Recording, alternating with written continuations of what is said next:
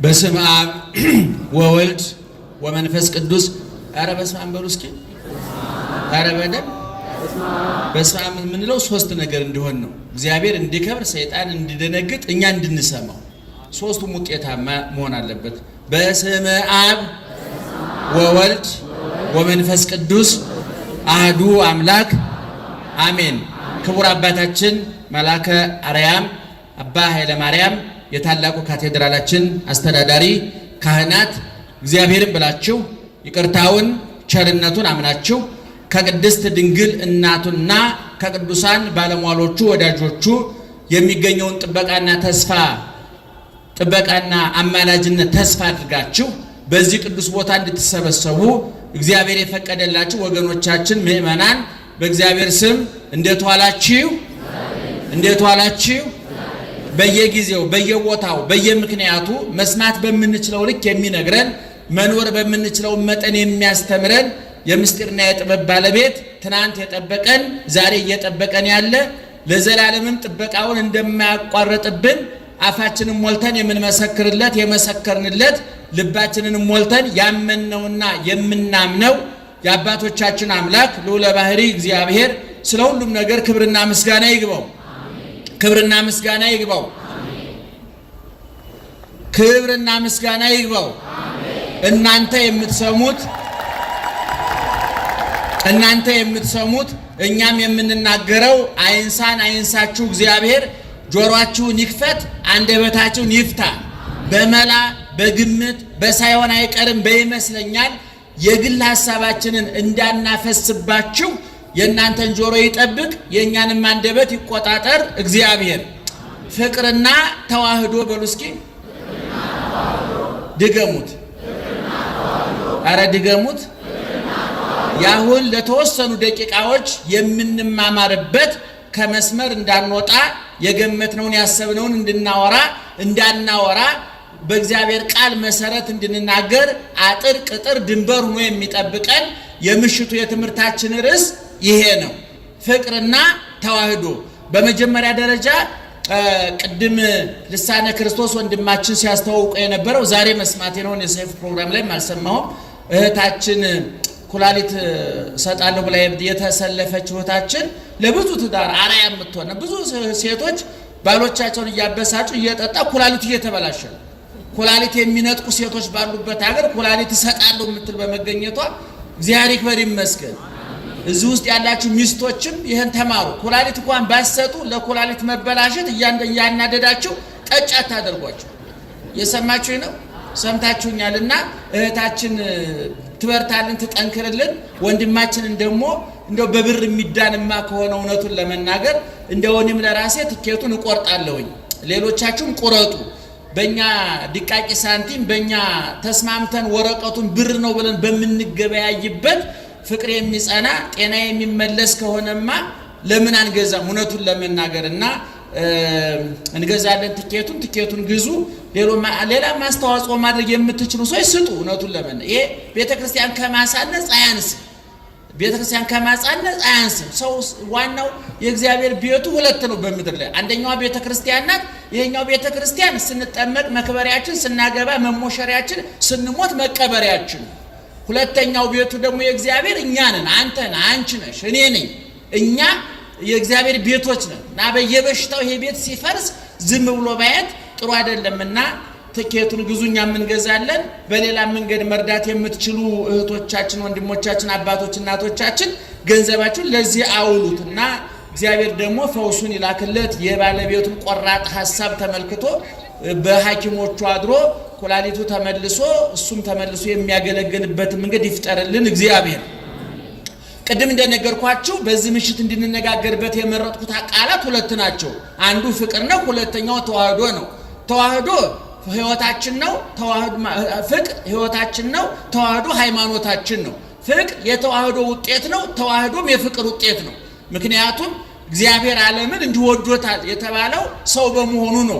በሉቃስ ወንጌል ምዕራፍ አንድ ከቁጥር 26 እስከ መጨረሻው ድረስ በተለይ እንደው እስከ 31 ድረስ ብታነቡት በስድስተኛ ወር ቅዱስ ገብርኤል ወደ እመቤታችን ተልኮ ከመጣና ለእመቤታችን ካበሰራት በኋላ እመቤታችን የምስራቹን ብስራቱን ዓለምን ወክላ የቆሸሸውን የሔዋንን ጆሮ ለመካስ የቆሸሸውን የሔዋን ዓይን ለመካስ የቆሸሸውን የሔዋን እጅ ለመካስ በንጽህና በቅድስና ጸንታ በታጋሽነት ጸንታ በድንግልና ጸንታ በቤተ መቅደስ የመላኩን የምስራች ተቀብላለች። ታውቃላችሁ ያን የምስራች የተቀበለችው ከብዙ ክርክር በኋላ ነው። ምክንያቱም የምስራቹ ከሷ በፊት ያልተሰማ በሷ ጊዜም ከሷ ውጪ ማንኛውም ሴት ልትሰማው ያልታደለችው ከሷም በኋላ እስከ ዓለም ፍጻሜ ድረስ ማንም ሴት ልትሰማው የማትችለውን አዲስ ሕይወት የለወጠ ዓለምን የቀየረ የሰውን አኗኗር አስተሳሰብ ሁሉ የቀየረ ሰማይና ምድርን ያገናኘ ሰውና እግዚአብሔርን ያስታረቀ ሰባቱን መስተጻረራል ሰውና መላእክትን ሰውና እግዚአብሔር ነፍስና ስጋን ሕዝብና ሕዛብን ያስታረቀ ምናልባት ቃሏ ትንሽ ብትሆንም ዓለምን የቀየረችውን ቃል ቅዱስ ገብርኤል ይዞ ሲመጣ እመቤታችን እንደው አሚን ብላ ተቀበለች። ትጸንሻለሽ ተወልጃለሽ በዛውም ላይ የምትወልጂው እግዚአብሔርን ነው ማለት ሁለት ከባድ ቃላት ነው ያመጣው። አንደኛው በድንግልና ተወልጃለሽ የተደርጎ አይታወቅም። ሁለተኛ እግዚአብሔር ተወልዶ ያውቃል። እግዚአብሔር ሊወለድ አይችልም ብለን ነው የምናስበው የሚታመነው እና መልአኩ ያመጣቸው ሁለት ከባድ ቃሎች በድንግልና መውለድ በዛውም ላይ የሚወለደው እግዚአብሔር መሆኑ ድንግል ማርያምን አስበረገጋት አስደነገጣት እና ተከራከረች። እፎኑ ይከውነኒ እንዘ ኢያአምር ብእሴ እኔ ወንድ አላውቅም እንዴት ይሆንልኛል ብላ ተከራከረች ይላል። ይሄንን ታላቁ ሊቅ ሲተረጉም ምን አለ? እየሰማችሁ ነው። ዘንተ ትቤ ድንግል በእንተ ዘያርገ ውስተ ልባ ህሊና እጓለ እመሕያው ድንግል ማርያም ይሄን ያለ የተከራከረችው እንዴት ይሆንልኛል ያለችው ዓላማዋ በድንግልና ኑራ በድንግልና ፈጣሪዋን አገልግላ በድንግልና መሞት ነው ዓላማዋ እና ይሄን የምስራች ሲነግራት ድንግል ማርያም የ15 ዓመት ብላቴና ናት፣ ልጅ ናት። ምናልባት በ15 ዓመት ባይሆን በ25 ዓመት ሊሆን ሊደረግ ይችላል ብላ ታምን ነበር። ነገር ግን ድንግልና በሕይወቷ ሁሉ በድንግልና እንዲሆን ስለምትፈልግ ነው አለ ታላቁ ሊቅ ይሄን ሲተረጉም እና ከዛ በኋላ ቅዱስ ገብርኤል ክርክሩ የሚያዋጣ አይደለም። ምክንያቱም ቅድም እንደነገርኳችሁ ሁለት ታላላቅ ነገሮች ከሷ በፊት ያልተደረጉ ከሷም በኋላ ሊደረጉ የማይችሉ ሁለት ነገሮች አምጥቷል ብያቸዋለሁ። አንደኛ በድንግልና መውለድ፣ ይሄ ተአምር አይደለም ምእመናን። ከሷ በፊት የተደርጓል፣ ከሷ በኋላ ይደረጋል አይደረግም። ሁለተኛ የሚወለደው ማን ነው? እግዚአብሔር ነው። እግዚአብሔርን መውለድ በድንግልና መውለድ ሁለት እጅግ የረቀቁ የከበዱ የሚያምን ሰው ብቻ ሊረዳቸው የሚችል ታላላቅ ምስጢራት ይዞ መጣ። ድንግል ማርያም ተከራከረች። ክርክሩ አሳማኝ ስለነበረ ትክክል ስለነበረ ቅዱስ ገብርኤል ያመጣው አማራጭ የተናገረው ቃል መዝጊያ ነው። በቃ መጨረሻ ነው፣ መደምደሚያ ነው። እስመ አልቦ ነገር ዘይሳኖ ለእግዚአብሔር። ልክ ነሽ፣ እውነት ነው። እኔም ተልኬ ነው የመጣሁት፣ ንገራት ተብዬ ነው የመጣሁት። ነገር ግን ይሄን የላከኝ እግዚአብሔር ነው። ለእግዚአብሔር ደግሞ የሚሳነው ነገር የለም። አንደኛ በድንግልና መወለድ፣ ሁለተኛ እግዚአብሔር ራሱ መወለዱ ይሄ ረቂቅ ነው፣ ተአምር ነው፣ ተደርጎ አይታወቅም፣ ወደፊትም አይደገምም። ነገር ግን ለእግዚአብሔር ምን ሆነ? የሚሳነው ነገር የለም ማለት። ይሄን ጊዜ እናታችን ታዛዧ ታማኟ ነፍሷን ስጋዋን ለፈጣሪዋ አሳልፋ የሰጠች የባከነ ገንዘብ የባከነ ጊዜ የባከነ አካል የሌላት አይኗ ድንግል፣ ጆሮዋ ድንግል፣ ልቧ ድንግል፣ እጇ ድንግል፣ እግሯ ድንግል ከራስ ፀጉሯ እስከ እግር ጥፍሯ ድረስ ድንግል የሆነች እመቤታችን የፈራረሰውን የሔዋሳት ድንግልና የተካች የሔዋን የአይኗ ድንግልና በለሱን አይቶ ፈረሰ። የጆሮዋ ድንግልና የሰይጣንን ቃል ሰምቶ ፈረሰ። የእጇ ድንግልና የበለሱን ፍሬ ቆርጦ ፈረሰ። የእግሯ ድንግልና ወደ በለሱ ሲገሰግስ ፈረሰ። የልቧ ድንግልና በሰይጣን ውዳሴ ከንቱ ሲደነግጥ ፈረሰ። ይህን የፈራረሰውን የእናቷን የሔዋሳት ድንግልና የተካቸው ድንግል ማርያም ናት። ለዚህ ነው እኛ ድንግል ማርያምን ሁለንተናዊ ድንግልና ያላት ብለን የምናምን። ሊቁም ድንግል የዘወትር ድንግል ሐሳቧ ያረከሰ የሐሳብ ድንግልና ጭምር ያለ በጸሎታችን ምንድነው የምለው? ድንግል በህሊናኪ ወድንግል በስጋኪ በስጋሽም አረ ጮክ ብላችሁ ንገሩኝ። በስጋዋ ምንድናት? በነፍሷ በሐሳቧ ምንድናት? ድንግል ናት። የሐሳብ ድንግልና ማለት ምን መሰላችሁ? ለምሳሌ አንድ መነኩሴ መንኩሶ በድንግልና መንኩሶ እየኖረ ወይኔ እስካሁን እኮ እኔ ባላገባ የ5 ልጆች አባት ነበርኩኝ ካለ ይህ ሰው የድንግልናው ፈረሰ አልፈረሰም? የምኑ ድንግልና? አቤት የሐሳቡ ድንግልና። ብዙ ሰው አሁን እዚህ ጉቦ ተበላ እያለ ይበሳጫል። ብዙ ሰው ግን የሚበሳጨው ጉቦ በመበላቱ አይደለም፣ በሁለት ምክንያት ነው። አንደኛ የኔ ተራ መቼ ነው፣ ሁለተኛ ለምን አላካፈሉኝም እንጂ እውነት ጉቦ። ምክንያቱም ያንን ስልጣን ሲያገኝ እሱ ይከፋል። እንደውም ይገርማቸው ከቀደሙ መረጃ ይዞ ስለሚመጣ ይሄኛው ነው የሚከፋው። ሰውየው መሽገር ይዞታል ይባላል። ታውቃለህ መሽገር ታውቃላችሁ? እና መሽገር እየበላው ልንቀልለው አለ ጓደኛው። ግድ የለህም የጠገበው ይሻለኛል አዲሱ መሽገር መጥቶ ከሚበላኝ ይሄ ይብላኛል ይባላል። እና የሐሳብ ድንግልና በብዙ መንገድ ይፈርሳል። ድንግል ማርያም ሁለመናዋ ድንግል ነው። ሰምታችሁኛል? እስኪ በሉት ሁለመናዋ ድንግል ነው። ሔዋንስ ሁለመናዋ የሁለመናዋ ድንግልና ምን ሆኗል? ፈርሷል። ያንን ለመካስ ነውና እንደ ቃል ለእግዚአብሔር የሚሳነው ነገር የለም ሲላት ምን አለች ድንግል ማርያም? እንደ ቃልህ ነየ አመተ እግዚአብሔር ነየ አመቱ ለእግዚአ ኩሉ ነየ አመተ እግዚአ ኩሉ ይኩነኒ በከመ ትቤለኒ።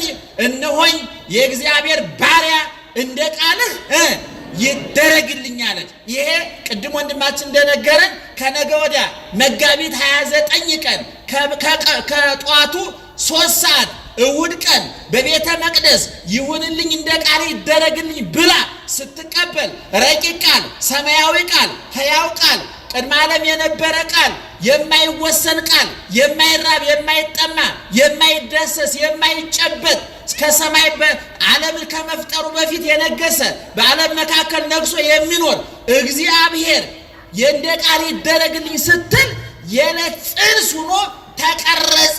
ሊቃውንቴን ለማስረዳት አንድ ሴት ከባሏ ግንኙነት ባደረገችበት ሌሊት ዘሩን ተቀብላ በማህፀኗ ከዛች ቀን ጀምሮ ጸነሰች ተብሎ እንደሚቆጠርላት ሁሉ እንደ ቃል ይደረግልኝ ብላ የቅዱስ ገብርኤልን ቃል በእምነት ስትቀበል ያን ጊዜ አካላዊ ቃል ከደመ ድንግልናዋ ጋር በማህፀኗ ተዋሃደና የዕለት ጽንስ ሆኖ ተቀረጸ። ከዛ ቀን ጀምሮ 9 ወር ከ5 ቀን ተቆጥሮ ታኅሳስ 29 ቀን ማክሰኞ ሌሊት 10 ሰዓት በቤተልሔም ዋሻ እግዚአብሔር ተወለደ በበረት።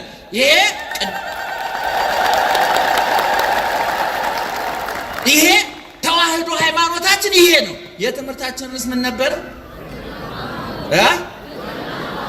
ተዋህዶ ሃይማኖታችን ምንድነው? ምእመናን ድገሙት እስኪ አንድ ላይ አይደለም፣ አንድ ላይ ሙሉውን ኦርቶዶክስ ተዋህዶ።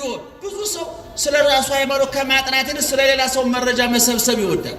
በእውኑ ሰባኪዎችም አበላሽተናቸዋል። የራሳችሁን ከማስጨበጥ ይልቅ ስለ ጎረቤት ከዚህ በፊት ተናግሬያለሁ። ሰው ስለ ጎረቤቱ ኑሮ መረጃ ከሰበሰበ የቤቱ ኑሮ ተስፋ አስቆርጦታል ማለት ነው። አንዳንዱ በመስኮት እያየ እንትና በጋረዱ ዶሮ አረዱ የሚል ጅላጅል አለ። ለማበዳ ኮበኮበ የሰው ቤት በግ መረጃ ከመሰብሰብ ድንችን ቀቅለ ለጥ ብለህ ከመተኛት ይልቅ ስትራክታል። ስለዚህ የራስን ነው። እየሰማችሁ ነው? በጣም ጥሩ ተአምር ተፈጠረ። እናንተ አላያችሁ? አትሮንስ መጣው የወዳደቁ ነገሮች አሉ እንዴ? መስቀሉ ነው እንዴ? ደህና ዋላችሁ? ስሙኝ፣ ይሄ ሃይማኖታችን ተዋህዶ ነው። ተዋህዶ ማለት መቀላቀል፣ መደባለቅ፣ መቀየጥ አይደለም። ተዋህዶ ቅድም እንዳልኳችሁ መልአኩ እመቤታችን መጥቶ ትጸንሻለሽ ትወልጃለሽ አላት። ማንን? እግዚአብሔርን። በምን? በድንግልና ረቂቅ ሐሳቦች ይዞ መጣ።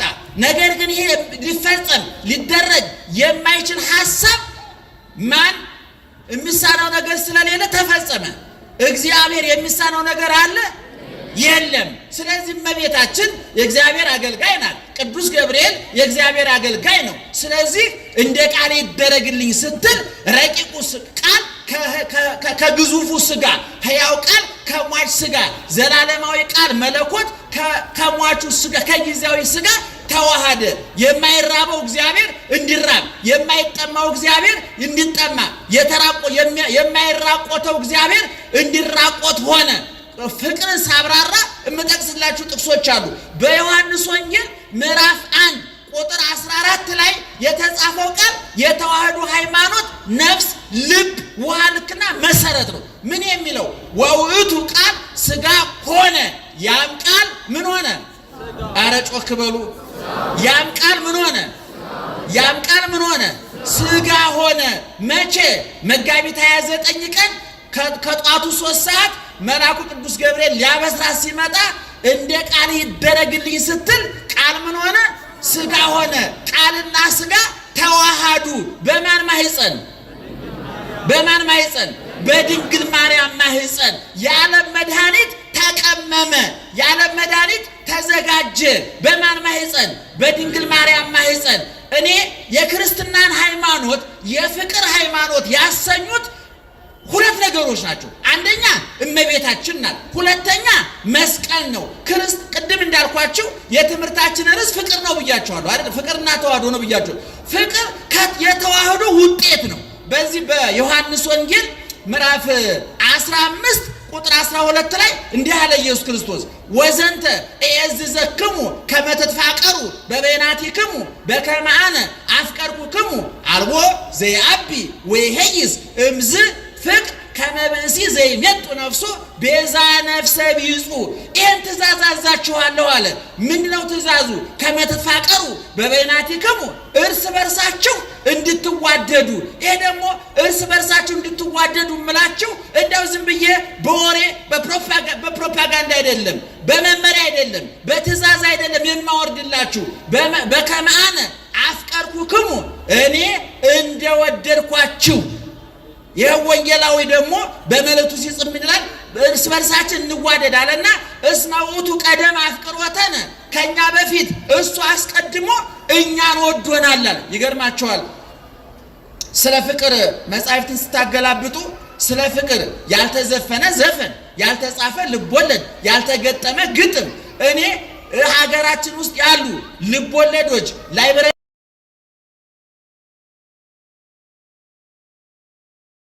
ስለ ፍቅር ያልተዘፈነ ዘፈን፣ ያልተጻፈ ልቦለድ፣ ያልተገጠመ ግጥም እኔ ሀገራችን ውስጥ ያሉ ልቦለዶች ላይብረሪውን ያጣበቡ መጻሕፍት እንደው ፊልም ታያላችሁ አይደለም? በዓለም ላይ ፊልም በጣም የሚመረትበት ማን ነው? አቤት! ዓለም ላይ ፊልም የሚመረተው የት ነው? ህንድ ፎርጅድ ነው። አትከታተልም ማለት ነው። በዚህ እንኳን እንብለጣችሁ እናንተ ስራ ገብተን የህንዱ ቦሊውድ ይባላል አሉ። ዋናውና ትልቁ ግን ሆሊውድ የሚባለው እዛ ነው የሚመረተው። አሜሪካውያን የዓለምን ጭንቅላት ከሚያጥቡበት ሻወራቸው አንዱ ባኞ ቤታቸው አንዱ ሆሊውድ ነው የሚባለው። አንተ ማታ ማታ አይንህን ተክለህ በባዶ ሆድህ ጫት እየቃምክ በመጠጥ ጉበትን እያፈረስ አይንህን አፍጠህ በፍቅሩ ስትቃጠል በጦርነቱ ስትሰቃይ የምታድርበት ፊልም የሚቀረጸው የት ነው? አሜሪካን ሀገር። ስለ ፍቅር እዛ ይወራል፣ ይተነተናል። የሚገርማችሁ ነገር አሁን በተጠና ጥናት ሆሊውድ ውስጥ ያሉ አርቲስቶች ረጅሙ ትዳራቸው በጣም ተአምር ነው የሚባለው። ረጅሙ ትዳራቸው የሚቆየው 3 ዓመት ነው። ረጅሙ እንዴት ቆዩ? በጣም ተአምር ነው። የአብርሃምና የሳራ አይነቱ ማለት የሚደነቀው ስንት ዓመት ነው የሚቆየው? 3 የዓለምን ትዳር ካጨማለቁ ካበላሹ የአውሮፓ የአሜሪካ የሰለጠነውን ዓለም ወጣት አራያ ሆነው በትዳሩ እንዳይጸና ረጅም ጊዜ ትዳር እንዳይቆይ ከሚያደርጉት ብልሹ ተቋሞች አንዱ የእንግሊዝ ፕሪሚየር ሊግ ተጫዋቾችና የሆሊውድ አርቲስቶች ናቸው ይባላል። ይሄ ተጻፈ ጽሑፍ ነው የምነግራችሁ። እነዚህ ናቸው ጋብቻውን ያቆሸሹ ሰዎች። ዝና ሲያገኙ ገንዘብ ሲያገኙ መዝረክረክ የተፈቀደላቸው ይመስለኛል። እኔ አንድ ለጋብቻ ምክር የመጡ ሰዎች ነበሩ እኔ ጋርና ከጊዜ በኋላ ገንዘብ ያገኙ ናቸው እና ሰውየው ገንዘብ ሲያገኙ ቀበጡ። ለካ በፊትም ደህና የመሰሉ ኪሳቸው ተራቁቶ ነው። አያችሁ፣ አንዳንድ ጨዋ የሚመስል ሰው አለ። ድህነት ጨዋ ያስመሰለው ትህትና የሰጠ ረሃብ ባለ ትህትና ያደረ አንገቱን የደፋ በሆነ አጋጣሚ ስልጣን ገንዘብ ቢያገኝ አውሬ የሚሆን ሰው አለ። እና ሴትዮዋ ምን አሉ? ምን ነው እንደ ደየን በቀረን ነበር። ምክንያቱም ሰውየው ገንዘብ ሲያገኙ ጎረመሱ። ውስጥ የተቀበለው ይሄ ማንነታቸው አገርሽቶ ወጣባቸውና በ55 ዓመት ቀብጠው ቁጭ አብደው ቁጭ አሉ። እና ብዙዎቹ ሆሊውድ የፍቅር ስለ ፍቅር ፊልም የሚሰራበት ፍቅር ግን የቆሸሸበት ቦታ። እውነተኛ ፍቅር የት ነው ያለው ብትለኝ ቀራንዮ ላይ። በምን የተገለጠ? በቁስል፣ በችንካር፣ በጅራፍ፣ በሐሞት፣ በኮምጣጤ የተገለጠ በመመሪያ የማይመጣ ፍቅር። ታውቃላችሁ ዓለም ላይ የሚካሄዱ ጦርነቱን የሚያስጀምሩት መሪዎች ናቸው። ታውቃላችሁ ለምሳሌ ኢራቅ ውስጥ ሲካሄድ በነበረው ጦርነት ዋይት ሃውስ ቁጭ ብለው ቤተ መንግስቱ ቁጭ ብለው ጦርነቱን ጀምሩ ብለው መመሪያ የሰጡ የዛን ጊዜው ፕሬዝዳንት ጆርጅ ቡሽ ናቸው። ወታደር ሞተ፣ ቆሰለ፣ ንብረት ወደመ፣ አለቀ። መጨረሻ ላይም አሸንፈናል ብለው ድሉን ያወጁት ማናቸው? የት ቁጭ ብለው? ዋይት ሃውስ ቁጭ ብለው እየተዝናኑ በቴሌቪዥን ጦርነቱ እየተከታተሉ ማለት ነው። የኛ ጌታ ግን ሰማይ ቁጭ ብሎ ተዋጉ ብሎ አይደለም። እግዚአብሔር ተዋጊ ነው፣ ስሙም እግዚአብሔር ነው። ቀራንዮ ላይ አያችሁ እርስ በርሳችሁ እንድትዋደዱ አዘዝኳችሁ አለ ጌታ። እኔ ምን እንዳደረኳችሁ? እንደወደድኳችሁ። የፍቅር አብነታችን ማን ነው? አራያችን ማን ነው? ለዛውም ማንን የወደደ? ጠላቶቹን የወደደ እያመናቸው የካዱት፣ እየወደዳቸው የጠሉት፣ እየቀረባቸው የራቁት፣ አክብሮ የፈጠራቸውን አንተ ካንተ ይልቅ ሰይጣን፣ ጣዖት፣ ኃጢአት ይበልጥብናል ብለው የወደዱ የራቁትን ጠላቶቹን በመውደድ አይታችኋል። መስቀል ላይ እጁ እግሩ ተቸንክሮ በጥፊ ተመቶ ምራቅ ተተፍቶበት እየሰደቡት የሸዋግ ተደፍቶበት በዛ እጅግ በሚዘገንን መከራ ውስጥ ሆኖ አባት ሆይ የሚያደርጉትን አያውቁምና ምን በላቸው? ይቅር በላቸው። እንዴት አይነት ፍቅር ነው ምእመናን! እኔ ሌሊት ሊቃውንቱ ሲሉ ያደሩትን አንድ ቀለም ልበልላችሁ። ሁለት ነው የምንላቸው። አንድ ዚቅ የሚባል አለ፣ አንዱ እስመላለም ነው። ዋቅደም ከጸግዮ መንፈሰ ከቅዱስ ለስርየተ ኃጢአት። ጌታ ሆይ ኃጢአታችን እንዲሰረይ በውስጣችን ለንስሐ የሚያነሳሳንን መንፈስ ቅዱስ አስቀድመ ሰጠህን አለ። አክሊለ ዘሶክ አስተቀጸሉከ የሾህ አክሊል ደፉብህ ዘበሰማያት ለነ አክሊለ ጽድቅ አስተዳሎከ በሰማያት ለኛ የድል የዘላለም ሕይወት ዘውድን ያዘጋጀህልን አንተ ላይ የሾህ አክሊል ተደፋብህ፣ እኛ የብርሃን ዘውድ ደፋን።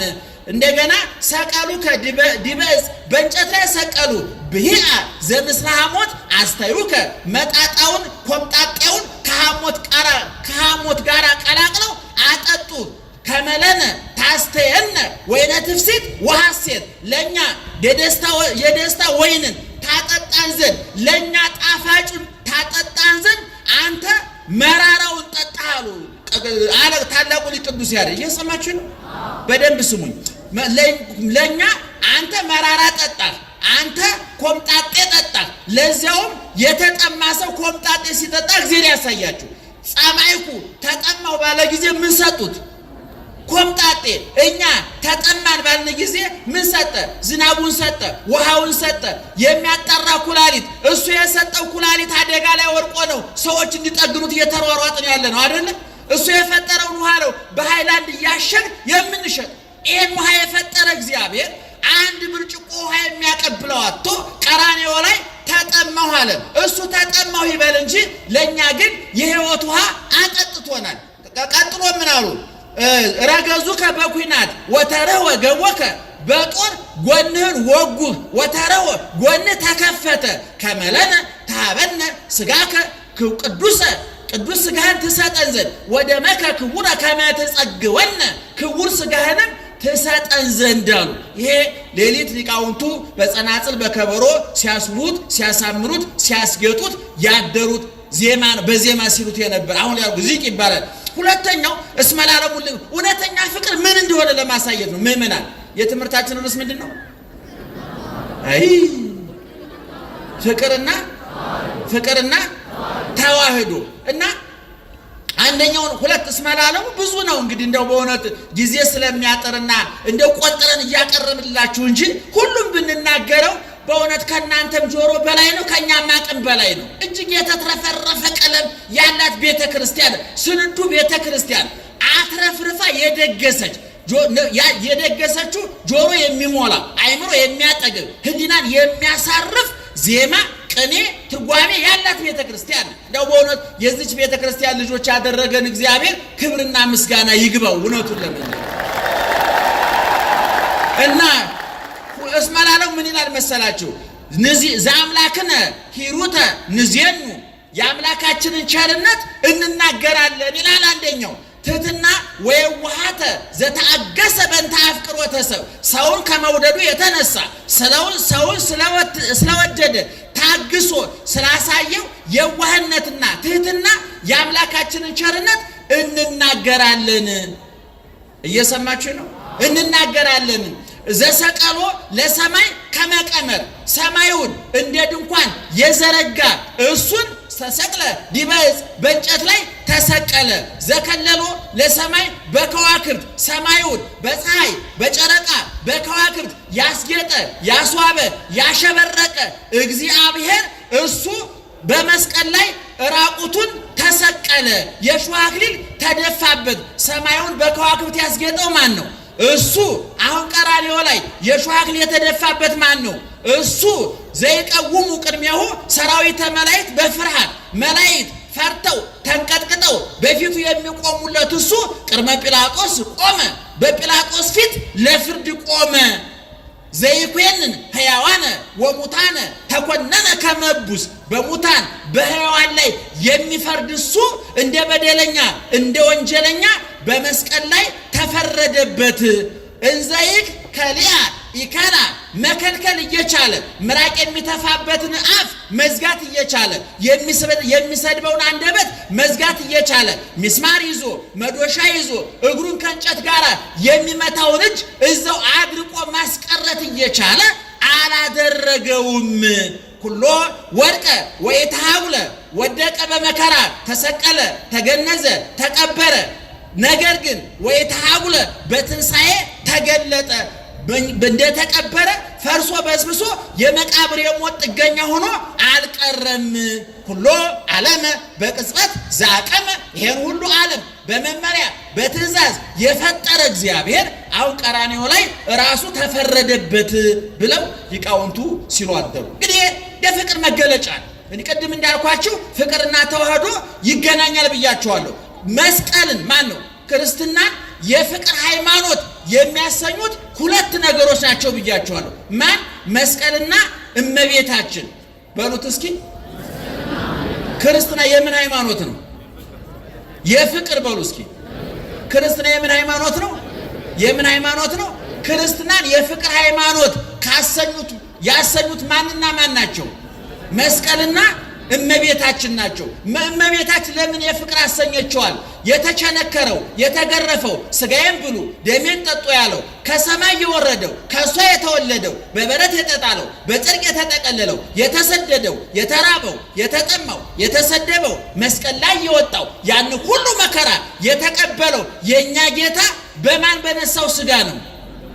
አቤት እመቤታችን እጇ ላይ በክንዷ ታቀፋ እጭኗ ላይ አስቀምጣ ጡቶቿን አጉርሳ አይናኑን እያየች ራሱን እንደ ሕፃን ልጅ እየዳሰሰች በጀርባዋ አዝላ የተንከራተተችው ማን ነው? እግዚአብሔር ነው። ምእመናን እየሰማችሁ ነው?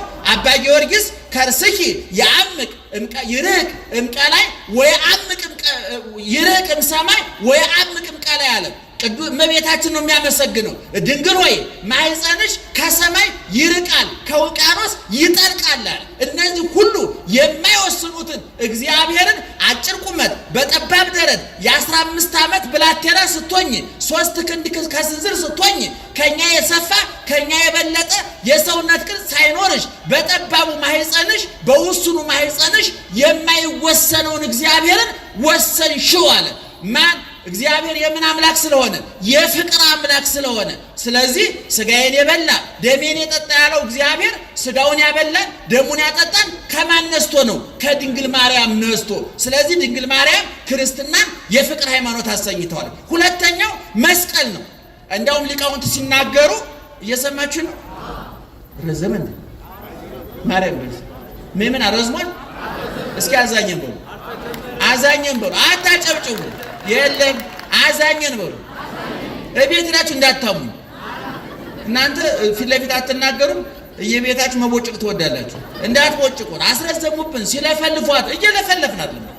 እኛም ይደክመናል። አሁን የንግግር ፓርላማ ላይ ስንት ሃይላንድ አልቆ ነበር። ሮት ለምን የእግዚአብሔር ቃል ስራው ተቋቁመ ነው። ደህና መሻቸው እና ሊቃውንት ምን ይላሉ? እግዚአብሔርን ሶስት አካላት በዓለም ላይ ተሸክመውታል ይላሉ። አንደኛው ጸወርተ መንበር ኪሩቤል አሉ፣ ዙፋኑን ተሸክመው የሚታዩ አሉ። ሁለተኛ እመቤታችን ተሸክመዋለች። ሶስተኛ መስቀል ተሸክሞታል። ሊቁ ያበላልጣል። መላእክት ከተሸከሙት ዙፋኑ፣ ድንግል ማርያም ከተሸከመችው መስቀል ከተሸከመው የማን ይበልጣል? የድንግል ማርያም ይበልጣል። መላእክት ዙፋኑን ተሸከሙ እንጂ መልአክ አልሆነም። እንጨት ላይ እንጨቱ መስቀሉ ተሸከመው እንጂ እንጨት አልሆነም። እሷ ግን ተሸክመዋለችና እግዚአብሔር ምን ሆነ? ሰው ሆነ። እጅ እግር ኖረው፣ ራበው፣ ጠማው፣ ደከመው፣ ጾመ፣ ጸለየ፣ ሰገደ፣ ተሰቀለ፣ ሞተ፣ ተገነዘ፣ ተቀበረ ተብሎ ለሰው የሚነገር ቋንቋ ተነገረለት። ለማን? ለእግዚአብሔር። ምን ስለሆነ? እግዚአብሔር ሰው ስለሆነ፣ ሰው ስለሆነ። ስለዚህ ቀራንዮ ላይ ፍቅሩን አሳየ እግዚአብሔር። እኔ ፍቅር የያዛችሁ ሰዎች መቼም ወይ ወጣቶች ፍቅር ይዟችሁ የምታውቁ ለፍቅረኞች ምን አድርጋችኋል? እስኪ ፍቅር የያዛችሁ ሰው እንዴት አድርጓችኋል? እህል አልበላ ውሃ ልጠጣ እንቅልፍ አልወስዳለኝ አይደል? ያፈቀራችሁ ሰሞን ያፈቀረና የተፈቀረ ሰው ሲቀጣጠሩ አስቀድሞ የሚገኘው ማን ነው? አንተ ንገረኝ እስቲ። አንተ ወንድ ነው አላልኩም? አንተ ፍቅር ይዞ ያፈቀርካት ሴት ጋራ ፒያሳ እንገናኝ 6 ሰዓት ብንል አንተ ስንት ሰዓት ደርሳለህ? 4 ሰዓት። እሷስ ለምን ቆየሽ አይባልም እኮ። ምን ነው ታክሲ አጥተሽ ቆይታ እኮ ነው የመጣ። ይሄ ፍቅሩ እስኪተንለት ነው። ሲተንለት ደግሞ 6 ሰዓት ተቀጥሮ 12 ሰዓት ላይ መጣ ይችላል። ምክንያቱም የኛ ፍቅር የይስሙላ። አንዳንዱ እኮ አፈቀርኩ ብሎ እኮ ሲነፋረቅ የሚውል እኮ አለ። በጣም እኔ እሷ እኮ አፈቀርኩ ብላ ትነፋረቃለች። የተፈቀረው ሰው የሆነ ቦታ ጁስ እየጠጣ እኮ ነው። ማርያምን እኮ ነው የሆነ ቦታ ጥብስ እየበላ እየተዝናና እኮ ነው። እግዚአብሔር እኛን ሲወደን ተራቁቶ ነው እያልናችሁ ነው። ተርቦ ነው እያልናችሁ ነው። እውነተኛ ቅድም በጥቅሱ እንደነገሩ በዮሐንስ ወንጌል ምዕራፍ 15 ላይ አልቦ ዘይአቢ ወይ ከዚህ ፍቅር የበለጠ የለም ማለት ጌታ።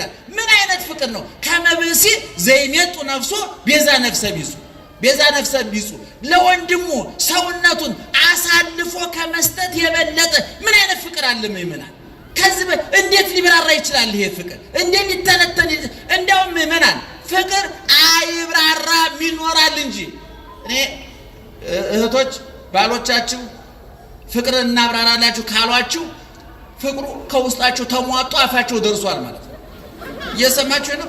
እንደ 10 ጊዜ ወድሻለሁ ካለ ሰው ያይምሮ ችግር አለ ማለት ነው። ከተራ ሜዳ ተነስቶ ዘራፍ ካለ አንድ ሰው ችግር አለ ማለት ነው። አንድ አባወራ የሌለ ትህትና ድንገት ቤትሽ መጥቶ ሳህን ልጠብ ካለ ውጭ ሰርቶ የመጣ ወንጀል አለ ማለት ነው። ህሊናው ያሳድ ድንገት የባረቀ ትህትና የወንጀል ውጤት ነው ይባላል። የስነ ልቦና ጻፎች የጻፉትን ሳነብኔ ድንገት ሰው ጥሩ ሰው ከሆነ ከጀርባ የፈራው ነገር አለ ማለት ነው። ህሊናው ያሳደደው ነው ማለት ነው። ስለዚህ ኢየሱስ ክርስቶስ ፍቅር ምን እንደሆነ አሳይቷል እና በመስቀሉ ላይ አይታቸዋል። የፍቅሩን ውጤት እኮ እዛው አሳይቷል። ክርስቶስ በመስቀል ላይ የተሰቀሉ ስንት አካላት ናቸው? አረ ስንት አካላት ናቸው? ቀራንዮ ስንት ሰው ተሰቀለ? ስንት አካል ተሰቀለ? በግራ ማን? ሽፍታው ወንበዴው በቀኝ በኩል አቤት፣ በመካከል እስኪ አንድ እንቆቅልሽ ጠይቃቸው። እንቆቅልሽ እስኪ ምንድነው ይባላል? አትርሱት ምእመናን። አንዳንድ ጊዜ የሰለጠናችሁ እየመሰላችሁ እኔ አበሻ ችግሩ የሚገርመኝ እኔ ወይ እንደ ፈረንጆቹ በሳይንሱ አልተራቀቅ ወይ እንደኛ እንደ አባቶች በሃይማኖት አልረቀቅ። ከመነሻችን ተነስተን መድረሻ ሳንደ ተንሳፈን ቀረ። መሃሉ ላዩ በድን ታቹ በድን መሃሉ ታውቃላችሁ ይሄን? እስኪ አንቺ ንገሪ አንቺ ይሄ መስቀሉ ያነጣጠረብሽ ይታይሻል? ስምሽ ማን ነው? ንገሪ። እንግዲህ እርዳታ ይሰጣል ቢባል የት ነበር? እሺ ንገሪኝ እስኪ ማን ነው ስምሽ?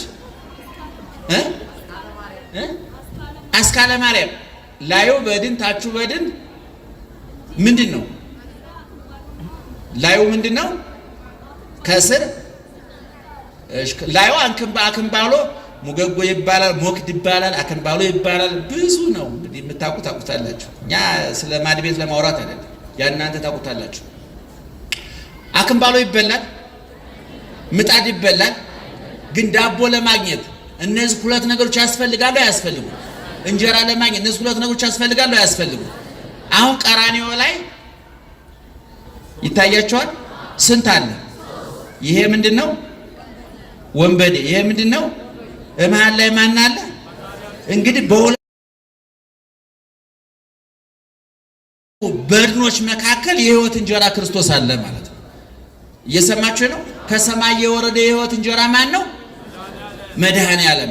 እንግዲህ በስተቀኝ በስተግራ የተሰቀለውን ወንበዴ ስጋ እንበላለን? አክንባሎ ይበላል? አይበላም። በስተግራ የተሰቀለው ይበላል? ምጣድ ይበላል? አይበላም። በሁለቱ በአክንባሎውና በምጣዱ መካከል ዳቦ እንዳለው እንጀራ እንዳለው ሁሉ በሁለቱ ሽፍቶች መካከል ማን አለ? እኔ የህይወት እንጀራ ነኝ ከሰማይ የወረደ ብሎ ስጋዬን ብሉ ደሜን ጠጡ ብሎ የሰጠ ክርስቶስ አለ። እና ይሄ በስተቀኝ የተሰቀለው ወንበዴ እኛ ሽፍታ ምእመናን፣ እኛ አሁን ሽፍታ ወንበዴ የምንለው እንደ የተዘጋ ፋይሉን እያገላበጥንበት እንጂ እሱ ዛሬ ገነት ነው ያለው። ከአብርሃም ከይስሐቅ ጋር እየዘመረ ነው። ቅዳሴ ገብቶ ነው እሱ ለራሱ ሽፍተኛንን በሱ ቦታ የተተከ ሽፍቶች ወሮበሎች ይቅርታ ያልጠየቅን እውነቱን ለመናገር የሚሰቅለን ጠፍቶ እንጂ እኛን ከፋለን። እና ይሄ በስተቀኝ ሁለቱም ሽፍቶች በኃጢአት እኩል ናቸው፣ በወንጀል እኩል ናቸው፣ በሁሉም ነገር እኩል ናቸው። ነገር ግን ቶሎ በመንቃትና ባለመንቃት ተበላለጡ። አያችሁ? በስተግራ የተሰቀለው አንተ አምላክ ነህ ይባላል፣ ፈጣሪ ነህ ይባላል፣ ሁሉን ነገር ማድረግ ትችላለህ ይባላል። ለምን ራስህን አድነህ እኛንስ ለምን አታድነንም የሚል የጅል ጸሎት ጸለየ፣ የልህ ጸሎት ጸለየ። አንዳንድ ሰው ቅዱስ ገብርኤል እንዴን ካላደረክልኝ ኩበት አጥናለሁ ይላል። አንዳንዱ ደግሞ እንደው እመቤቴ እነ ካላደረግሽልኝ እኔ እምነቴን ነው የምለውጥ። ለምን አትለውጭ? ምን ቸገራት? እሱ ምን አየለ ቤት ከበደ ይመጣል። አንተ ትጎዳለህ፣ ድንግል ማርያም ትጎዳለህ። የልህ ጸሎት አይጸልይም። አንዳንዱ ደግሞ ሲጸልይ ምን ይላል? የእነንትና ሱቅ እያተረፈ ነው እንዴ? እኔ እኮ እየከሰረ ነው። የእነንትና ሱቅ እያተረፈ ነው ማለት እኮ ወይ የሁለታችንም ዝጋው እንደማ የምቀኛ ጸሎት እኮ ነው። ይገርማችሁ፣ እንደ አይነት ጸሎት አይጸልይም።